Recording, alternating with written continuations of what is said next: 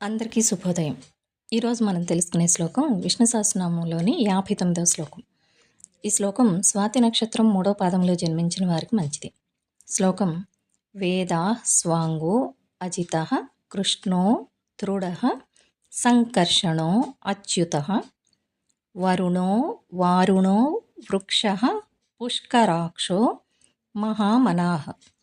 అంటే అనంతకోటి జీవులను సృష్టించు ఆ పరమాత్మ వేరు సాధన సామాగ్రితో పని లేకుండా సృష్టి కార్యము నిర్వహించుచు ఎప్పుడు ఎవరికి తలయొక్కని ఆ పరమాత్మ శ్రీకృష్ణుడుగా నీలమేఘము వంటి శరీర ఛాయతో శోభించుచు చలింపని స్వభావం కలిగి ఉండి ప్రళయకాలమున విశ్వమున అంతటినీ తనలోనికి తీసుకొని కూడా తన ప్రధాన లక్షణమైన పరమానందమును కోల్పోని ఆ పరమాత్మ సాయం సమయమున సూర్యుడు తన కిరణములను ఎలా అయితే ఉంటాయో ప్రళయకాలమున తనే అయిన సర్వప్రపంచమును తనలోకి తీసుకొను ఆ పరమాత్మ మహిమాన్వితులైన వశిష్ఠ అగస్త్యులుగా వ్యక్తమై ప్రపంచ రూపమున శాఖోపశాఖలుగా విస్తరించిన ఆ పరమాత్మ అనుగ్రహ వీక్షణములను కలిగి ఉండి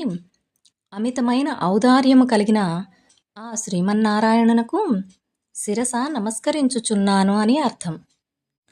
వేదాస్వాంగోచిత కృష్ణో దృఢ సంకర్షణోచ్యుత వరుణో వారుణో వృక్ష పుష్కరాక్షో మహామనాః.